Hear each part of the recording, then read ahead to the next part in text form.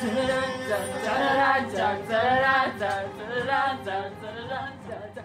everyone, and welcome to Got Thrones, a Game of Thrones podcast. I'm Alexandra August. I'm Johnny Kolasinski. And welcome to the season finale of Game of Thrones Season 7. Yay! Boo! Good episode! Oh, man. Yeah. We're just going to do our hot takes, and we're actually going to keep it to hot takes this time around. Yeah. So we're going to do our top 5 moments of the Wolf and the Dragon. The Dragon and the Wolf. The Dragon and the Wolf. I did it again. Damn it. We, literally just went over this. It was the last the last thing we said to each other before I was like, cool, are you ready for me to hit record? Yeah. Now that I know the name of the... I'm sorry, everyone. So we're interviewing for new co-hosts. What do you mean? Starting tomorrow. You're not doing anything. All right. So where can they send hate mail to, Johnny? Hate mail to gotthronespodcast@gmail.com, or you can save time and send it to us via Twitter, GotThronesPcast, or Facebook, Got Thrones. Yep. Or you can visit gotthrones.com and just splash comments over all of our episode titles there. Or you can leave us a review on iTunes, or you can leave us a review on Stitcher or Google Play. Yeah, you can leave us you can't leave reviews on Google Play. But you can leave us a very angry 5-star review on iTunes or Stitcher. Exactly. Or, and this is new, iHeartRadio. iHeartRadio. And with that, I think we can get to... So the way we said we were going to structure this, we're going to do our top 5 moments, and each of us have picked one worst moment. Yep. And this was kind of I don't know what the word for it, just sort of a very reactionary change in format to the episode. Mm-hmm. This is a mid-run change. We were sort of doing this live and thinking, like, I don't know. We've been doing top 3s and bottom 3s, and this episode was so dense and so good in so many ways that I didn't have the time to process all of what was good before I could process anything that was bad. So it made way more sense, I think, to have us do our top 5 moments plus one thing that we didn't really like, because I need to go back and watch to find things that I actually really didn't like. Mm-hmm. Or there's nothing really in this episode that I didn't like. It's just there were some moments that were 6s as opposed to 9s and 10s. Yeah. I don't know that I've seen it enough times. I don't know that I can make that judgment. I'm still kind of in awe and still trying to. This was, like I said, it was such a dense episode full of so many good moments and so little action, to be perfectly frank, that I'm really, really going to need to watch it again before I can say, like, okay, yeah, I really liked it, or okay, yeah, I really didn't. Because I know there were a couple of, like, huge slips in logic that, again, that never bother me on first viewing, but always bother me on second and third. Mm-hmm. And so I need to give it a few more watches, but I have to say, I liked it more than I liked, the last one. Beyond the Wall? I rewatched The Queen's Justice today, and that's such a good episode too, and I love Lady Olenna that I kept wanting to say The Queen's Justice, but I meant Beyond the Wall, because it has a similar cadence. But let's talk the Wolf and the Dragon, or the Dragon and the Wolf. The Dragon and the Wolf. Oh my god. Let's talk the episode. Alphabetical order. Okay. All right. Alphabetical order. All right, so give me Aegon, then Dany. give me your number 1. Well, my numbers 1 through 5 were Cersei and blank. Oh, okay. So I had to condense that down a little bit. But she was on fuego this episode. Like, I have not agreed more with Cersei this episode ever. Yeah. Except when the last time I agreed with her as much is when she looked back at Robert and she goes, I'll wear this like a badge of honor, after he'd slapped her. That's the last time I agreed with Cersei this much. Going into, let's say, midpoint of the season, I was hard on the idea that, poor phrasing, I apologize, that Cersei was going to die at the end of the season, that Jaime was going to kill her, and I was very much wet for that idea, for sure. But ultimately, by around episode 5, I thought we didn't see enough of Cersei. She's not doing enough this season to merit her death at this point in time. And by the time we were in the map room with Jamie, which I'm going to call my number 1 moment, we'll call 1A. By the time we were in the map room with Jamie, I thought this might be the Valonqar moment. And then I really thought that this was the end of Jamie. Me too. Okay, me too. I'm not upset that it didn't happen. I love that I love that she couldn't do it. I love that he left too. I love that he was gonna leave and he was like, "Oh, were you gonna kill me?" It wasn't that she's like, "I'm gonna kill you," and he was like, "Okay, well, I'm gonna leave." Yeah. And it was like he's like, "I'm gonna leave," and she goes, "Are you now?" Or like basically. Yeah. That was like I'm so with you. I'm so because I at that point in that scene they had me convinced. I was like, oh my god, I need to stop talking like I'm 100% right all the time because I was 100% certain this is how Cersei and Jaime were going to end, and 100% certain, well, 95 that it was going to happen this season. But this episode all the way through, I was like, oh my god, he's going to kill her. And then after seeing Cersei perform like you talked about, just basically being a boss and having every single answer and basically being like, yeah, I'm crazy as fuck, but I'm not wrong. And I'm doing the only thing I can do in this moment. I'm pregnant, my family's dead, I have a lot of pride, and I have a lot of gold. What would you... and you're gonna kill me if I do anything. Yeah. So, she's, like, weirdly kind of redeemed this episode, and then... and then not redeemed in the good-evil sense, but redeemed in the... she actually made a good decision. Well, and we actually, like, I've once again seen her side of it. I'm once again kind of being like, all right, I don't think there's anything else you could do. I don't think the way you're built, you can operate anywhere else. I don't think you're being a dick. I think you are a dick and you just can't help it. But because it was that, like, all of those scenes that kind of culminated,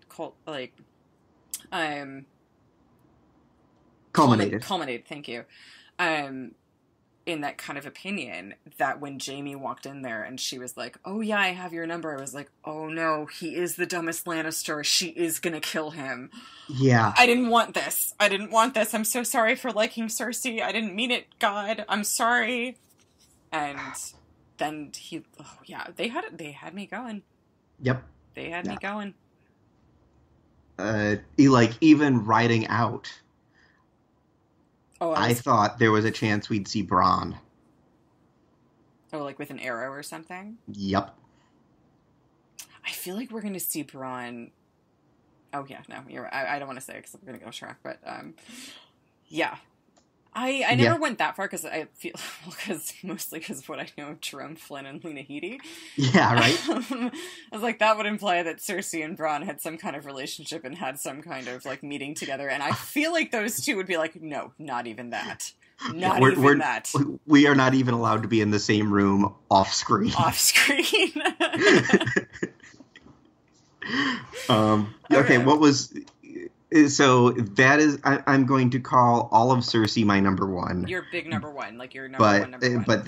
But we can dive more into, we can just have 16 Cersei episodes as all of our off-season content. I would do that. This was real good. Okay, so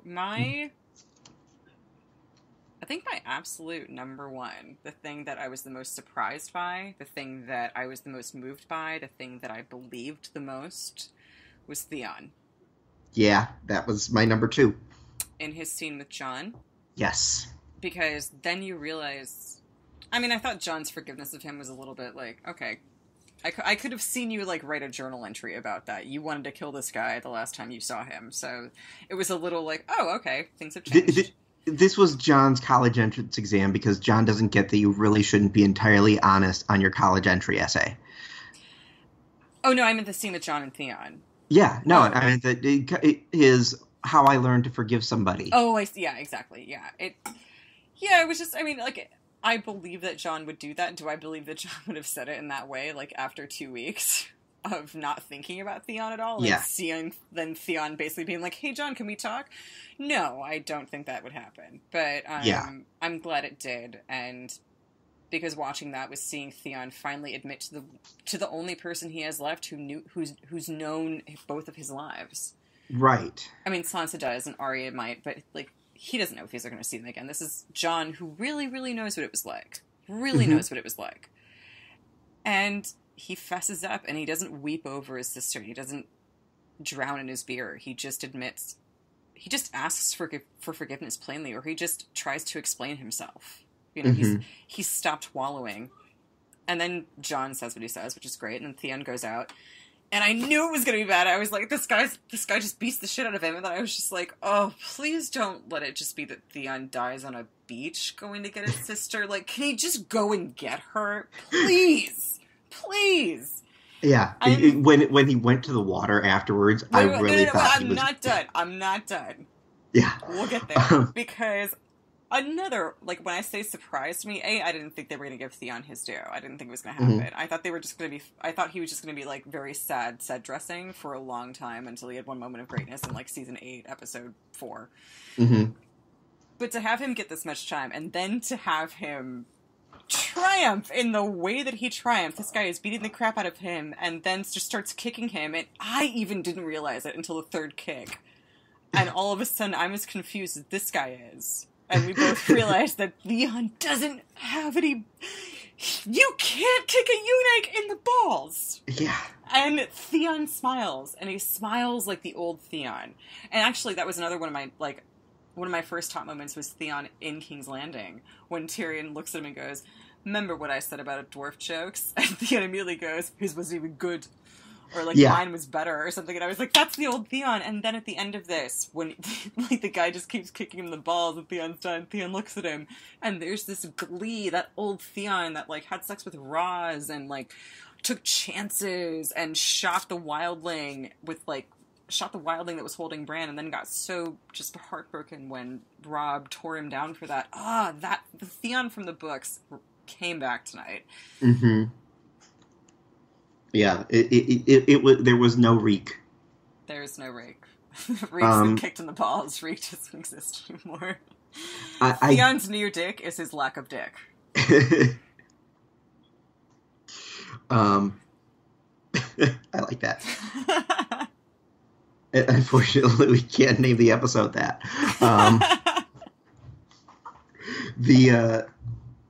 There was also, at least for me, a little bit of suspense in the scene, because, spoilers, The Force Awakens. Yeah, oh yeah. I thought that there might be I need to do what I have to get my sister back, and we find out if Jon is immune to a 6th dagger in the back. Yeah. Yeah. So, and I'm glad it didn't go that way. Yeah, I feel like that would have been Theon's, like, just... Yeah, I didn't think about that, I think, just because I feel like Theon's been on a redemptive arc since, like, season 3. And it's been really long. So it's like, guys, please, please, please, please. We've all invested in this. This was it's been 2 steps forward, 1 step back. We watched this kid's penis get cut off, and it was really unpleasant. And we'd like to and you've kept him around, so we'd like to see that, you know, in some capacity get repaired. But yeah, that was, honestly, I really want to see, I want to see Theon rescue Yara, so Yara could go do more badass shit. Like, I want that to be the opening scene of season 8, episode 1, is Theon. I want it to be like a mini teaser 15-minute episode, like, in January. Ooh. Almost like the web series for Battlestar Galactica. Yes, exactly. Yeah. All right, okay. So that was my number 2. Oh, that was okay. As well. All right. So my number 1 and Johnny's number 2 is Theon. My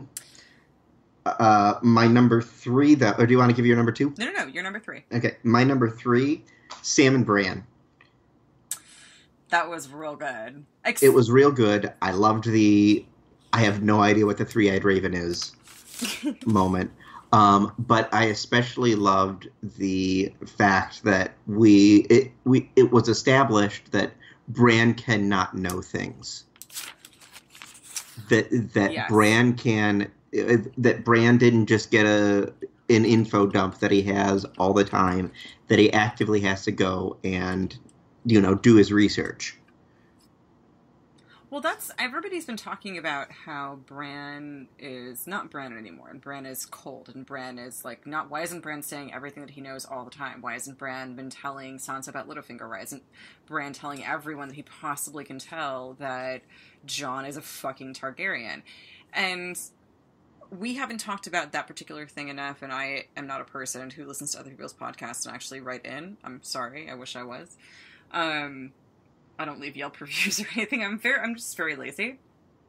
But I've always thought of he's a kid and this just happened, and he's it takes a very strong computer a lot of time to upload a bunch of information, and Bran is uploading thousands upon thousands of years of other people's happenings. He's not. It's not like he's getting them explained. This isn't Wikipedia. This is just a bunch of raw footage being dumped into this kid's head. And I feel like people really haven't respected that enough, or really understood that enough, or really parsed it out enough, because it's hard to think about in practical ways because it's legit magic. But it's not like Game of Thrones isn't about things instantaneously happening. You start a change. Unless it's a raven getting somewhere or a dragon getting somewhere. Unless it's the show. Or Varys getting somewhere. Unless it's the show. That has its own rules of space-time, which, let's not nitpick. But yeah, exactly. I mean, it's not Bran traveled miles and miles and miles and miles and years and years and years to actually get to the Three-Eyed Raven. In no way should that indicate that he would eventually become this sage immediately just because he got there. Yeah. It's going to take a lot more training, or it's going to take a lot more... It's almost like he's now a telescope and he has to figure out how to focus himself. Mm-hmm. Oh, that's good metaphor. But I loved seeing Bran the Three-Eyed Raven learn something, and that it was a meeting of the minds. Yeah, it was like they both got their due to an extent, and you feel like they would have been friends. Uh-huh. And it was nice to see... kind of are-ish. Yeah, well, and also it was nice to see, Bran not knowing something is Bran being human again. Yes. And that was something that, once I couldn't really pay attention, I couldn't really give emotional bandwidth to, given what was happening between Sansa and Arya. Mm-hmm. But it was really shitty when Mira was like, you died in that cave. And I was like, well, did he? That's not... I'm not alright with that. Maybe Bran... Yeah. Nobody told me that. As far as I'm concerned, Bran is still alive, and Hodor is not. And for Mira to say, okay, Bran, you died in that cave, I really had to consider for a minute. Is Bran now kind of like an android? And it's just Will has lost all of his feeling for his family just because he's gotten way too smart. And and that, again, like I said, I didn't have the time to really process it, but I kind of didn't want to because of how terribly sad that is. Yeah. They've traveled so hard and so long to get back to each other, and Bran was the flashpoint that made all of this happen, kind of. Mm-hmm. Not really, as we relearned in my number 2, which was Littlefinger. Yeah. So I still don't love the way we got to this moment over the course of the season, but it was absolutely worth it to... I didn't catch who said it on Twitter. It might have even been you. But when somebody says, I can explain if we can talk alone, that's a good sign that you probably shouldn't talk to them alone. Pretty much. When someone says, I can explain if we talk alone, that means I'm going to kill you because I can't explain, even if we're alone. I'm going to lie to you, and there are people in the room that would catch me in it. Yeah, I'm going to kill you because I can't, because all of these people won't believe me if I lie to you. But anyway, it was just, I don't know if it was worth it to see Sansa turn on a dime because Sophie Turner's a beast and murdered that scene, just took it out to pasture and took it out back and shot it. That's what she did with that scene. And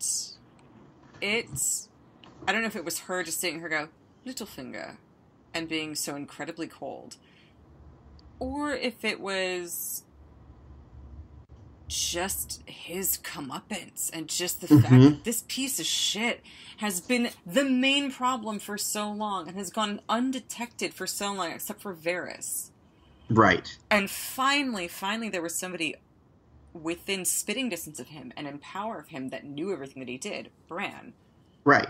That I overlooked the fact that there was absolutely no fucking evidence that no actual evidence that Littlefinger should have died, and all of the lords were just like, yeah, we'll take the word of Bran. Fine. Yeah, this is fine. We know that Bran wasn't there, and Bran couldn't hear his conversations, and he's totally denying it. But it's fine. But even that works because nobody fucking likes Littlefinger. No one fucking likes him. Bronzion Royce being numero uno.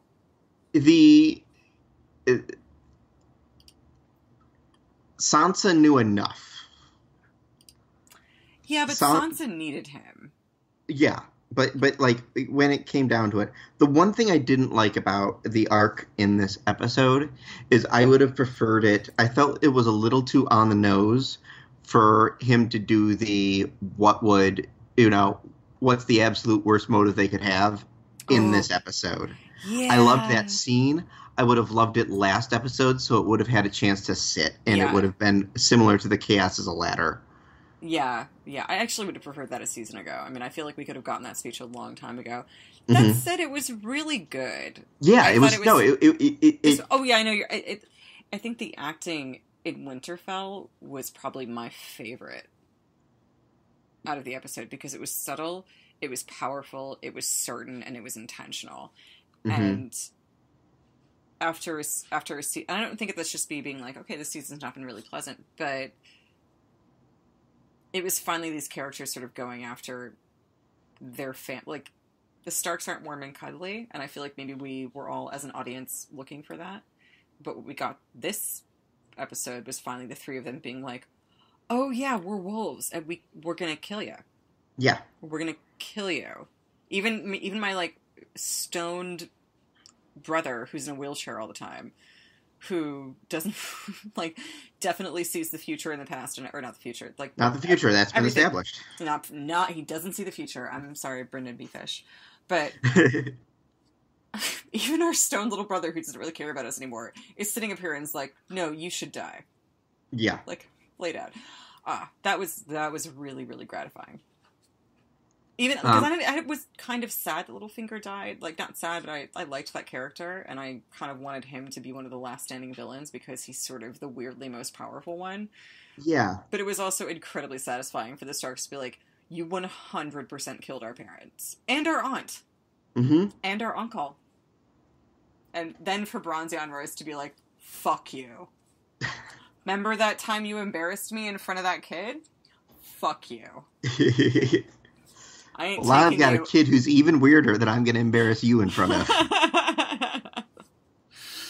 All right. So that ties into my number 4, which was Arya and Sansa on the walls of Winterfell. Oh, okay. Me too. Oh, that shot of the kid. Oh, man. I loved that. Yeah. It was, I mean, I don't have a lot to say about it except for the fact that it was nice to see them acknowledge that they've both been through some shit, that they aren't best of friends, that they both have their own talents. You're still and strange at the same and annoying. Time, you're still strange and annoying. What a sister thing to say. And how true is that? Like, that's kind of all I needed for that. Like, yeah, Sansa's very pretty, and Arya's like, yeah, she's a fucking weirdo, like, she'd be a weirdo in this day and age, let's be honest. Yeah. And kind of so would Sansa, or Sansa would, anyway. But just hearing that kind of truth be told, that sort of, like, these people, like, Arya, the great thing about Arya and Sansa is that they come together despite their many differences and their lack of shared values. Yeah. And it was really funny to see Sansa be like, I still don't get it, but we're both Starks. Your nextie? All right, so I think... So... think we covered, one of my number 3s was Jamie leaving, which I think we covered. Mm-hmm. And so I think we can go into my number 5. Okay. Which is Maester Qyburn being so into that zombie. This was the best day of his life. He was just like, I mean, he was practically smiling. And I know, that was the first thing I noticed, and I was like, I can't believe I didn't think of this. Cannot believe I did not think of this. That Qyburn is going to be like, let's go to the north right now. Qyburn right was Will Smith in Men in Black. I gotta get me one of these. Oh my, yes! Qyburn is making an anti-zombie suit right now just so he can go north and, like, hang out with them. Yeah. This is, like, Qyburn didn't even know this shit was possible. I would not put it past you for Qyburn to legit be like, hey, Circe, you're so great. You're so, so great, and I'm gonna help you. I've had a lot of chance to grow in this position. I know. I'm gonna help you. I'm gonna finish the fake baby plan. Don't worry. It's gonna be fine. It's still a fake baby. It's still a fake fucking baby, and you know I'm right. I absolutely disagree. Okay, yeah, okay. Alright, well, we'll get to that. So, he's like, Elizabeth Moss and Mad Men. He's like, when Peggy leaves Dawn, he's Peggy. Cersei is Dawn. This is his new job. Wait, how is Cersei and Don Draper at all alike? You know, the alcoholic who's in a position of power and tends to twist things. I don't think we need to call out how good that metaphor was. Let's just... So yeah, Qyburn... I explained it, I ruined it. Yeah! Oh! Oh. Triple callback. And thank you again, Theon, for piping up right then with perfect timing. Joe Dempsey / Gendry would not have had better timing. Yeah. Alright, so I have to... I'm taking a quick side note. The reason I think that baby is still fakety fake, aside from the, like, obvious reasons that Cersei's on the older side, this is medieval times, I'm doubtful that could happen, even though Lena Headey had a baby 2 years ago. Also, the fact that we only got it introduced when Cersei realized that she needed to kind of bring Jaime back into the field. What does she do when she needs to gain Tyrion's confidence so she can convince the Queen and the Queen of the Dragons and Jon that she's going to send her armies north? She puts her hand in her belly and she lets Tyrion volunteer the fact that she's pregnant. She's not fucking pregnant at all. She wasn't drinking. I know, because she knew he would notice. Cersei's really smart. She's gotten a lot smarter because her purse is out of fucks. So she's gotten a lot smarter. And she knows Tyrion for exactly who he is, and she played him from stem to stern. Stem to fucking stern.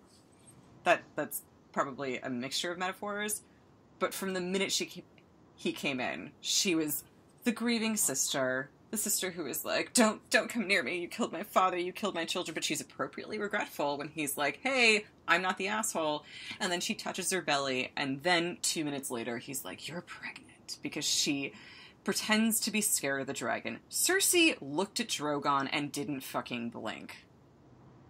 Did not blink. She blinked at the zombie. See, I thought her terror speech was the zombie, and not Drogon. Oh no, I thought it was Drogon. I heard that as you know, the maw, the black maw that's gnashing teeth. Yeah, that was sounded the white. That sounded like Drogon to me because Drogon. That sounded roared. like the white to me. All right, audience, let us. What do you think it was?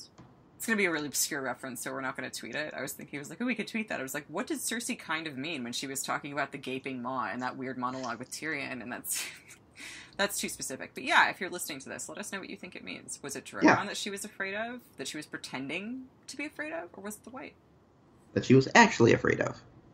Not actually. Not there was fear on her face. Crazy bitch. She was afraid of the... Oh, yeah, you're right. She was totally afraid of the white. Oh, by the way, I read in the production notes, because... for this thing that I got spoiled from, I saw that Cersei, the way I read it was that Cersei did not believe anything that anyone told her, and, said as much, and didn't, and the idea was that I thought they had it in a cage, and she looked at it and was like, that's not real, or whatever, that's an illusion, and then I read that the Hound was just like, fuck you, just automatically opened the gate and let it go at her, like, for fun. And I was so excited for that. Like, I was so mad that I was like, oh my god, fuck, I was spoiled, but oh my god, I can't wait to see that. And I was so sad that it wasn't, like, really that. But it was still good. Yeah. I had my fears that that it would be like in the books, the hand that Yoren brings down that doesn't stay alive south of the wall. And that it would, you know, once it hit land south of the wall, suddenly be dead again. So I had that fear. Yeah, I had that fear. I mean, a little bit, but just kind of superficially, because I was like, this is the fucking season finale. We wouldn't, like, I feel like I lost a dragon. And I was like, if that thing is fucking dead, I swear to God. I'll write a letter. Alright, so your worst. Oh, I do have my one more top that I didn't get to, which was the opening show of power. Oh, that was pretty dope. I just it was pretty fantastic to see them outside of King's Landing. Probably not for the last time. Yeah. It was but, also great to see, like, it was also great to see the Dothraki run through the Unsullied. Yeah. So I was like, they're united, but they're different. Yep. It's really cool. And then, yeah. That was... and the ships and the... yeah. That was... It's nice when the show goes militaristic, because we just haven't seen it very often. Yeah. So what was your number one, or your bottom moment? Okay. Well, it was that Sam got to explain that Rhaegar and Lyanna were in fact married when he fucking talked over Gilly in that entire scene, and we saw her ride in on a goddamn wagon. What the everlasting fuck? Sam has enough street cred. Sam has enough cred. Gilly needed a moment in the fucking sun. And she didn't get it. And I am displeased. You are absolutely correct, and I did not think about it in that manner. Yep. You are absolutely correct. Yep. I'm going to write a letter. I might actually do it this time. Or you could record a podcast. Or write an article. Yeah. There might be one out. But yeah, that was to me, I was like, are you guys kidding? Wait, no. No! That is awful. Like, it was a joke that he mansplained over her in like 2 episodes ago, and then they're actually not gonna let her be the one who revealed, like... Was that actress not available that day? Yeah, she was sick. Okay. My bottom moment, and I could end up being entirely wrong about this, but for me, the worst moment, and angry letters to gotthronespodcast@gmail.com or gotthronespodcast oh my goodness, on Twitter, just say it. was in the attack on the wall. The supposed death of Beric Dondarrion. Okay, see, this is kind of my, like, middling didn't care about, because did he die? Who knows? They're not dead. They gotta, like, that's not Beric's death. But I agree with you. Why are you teasing us with that? Because if that's Beric's death, then why the hell was he brought back to life 7 times? If Beric, Thoros, way more interesting than Beric. Yeah. Littlefinger, way more interesting than Beric. Still had more story to, like, well, maybe not really. I'm kind of, like, I like Beric Dondarrion, and I think he's a good person. Brian Croner does not feel the same way. But when he explained, he was like, I don't see what redeeming value he has, I was kind of with him. Because I was like, yeah, I don't really understand narratively why Beric is still here. Like, he's not really been relevant, and he's a fun character, but he's not been narratively relevant in a long time, and I don't know why he's getting these big speeches and these, you know, this sort of prominent treatment. But if they're gonna do that, if Thoros of Myr, who also was out of fucks and just wanted to drink, if he dies on that stupid rock, which, by the way, did you not realize how metal as fuck it was that they avoided hypothermia because by burning Thoros, by warming themselves on Thoros' pyre? That is pretty metal. It's pretty fucking metal. Well, but yeah, like, it's like, if that's all, if you're gonna do all that, if you're gonna build this guy this much, he's not dead. Why? Don't make me fucking think he's dead. That's a lame cliffhanger. You could. My specific disappointment. My specific disappointment is is him dying this episode and not saving John last episode if he's being brought back by the Lord of Light to do something. Yeah. Yeah, so that's my bottom. Also, not so much a low point as a interesting thing. Okay, so Viserion or Unviserion or whatever you want to call him. How does he fly with the holes in his wings? How does he fly with the holes in his wings? That's something Katie brought up. If he's breathing fire, but he's breathing blue fire, then that fire is somehow hotter than Drogon's fire, which means that the Night King has himself a butane dragon. Or the Night King has himself a dragon-killing dragon. Yeah. I like sentences that begin with "the Night King has himself," and I think we should employ that from now on. Yeah. Also, and go with, I don't know if you feel the same way, but I was looking at the human Night King a while ago, and he looks like a Jeff. And it's bugging me now. And you think about Jeff the Night King. First of his name.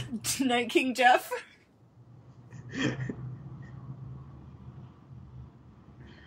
Or just Jeff, the god of Night Kings. Yeah. I'm sorry, I didn't mean to just derail that. But that makes him more of a night manager than a Night King.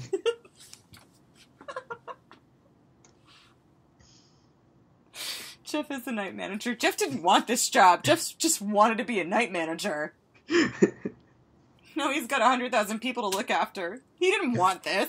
I'm not even supposed to be here today. All right, folks, we're ending it there because it's not going to get any better than that. We will see you back sometime this week. Probably, I don't know when. Yeah. Before Friday. Before Friday. Before Friday, we promise. We hope you enjoyed this. We're very excited. Yep. Oh. Stay tuned for our 17 episode in-depth examination of 3 of Cersei's lines. We're just going to talk more about this episode more in depth and a little bit later this week. Mm-hmm. Mm-hmm. Yeah. I don't want to scare people. Okay. All right. Thanks, everybody. It's been a fun season, and we will talk more on this season this week. Good night. Goodbye. Good night. Bye.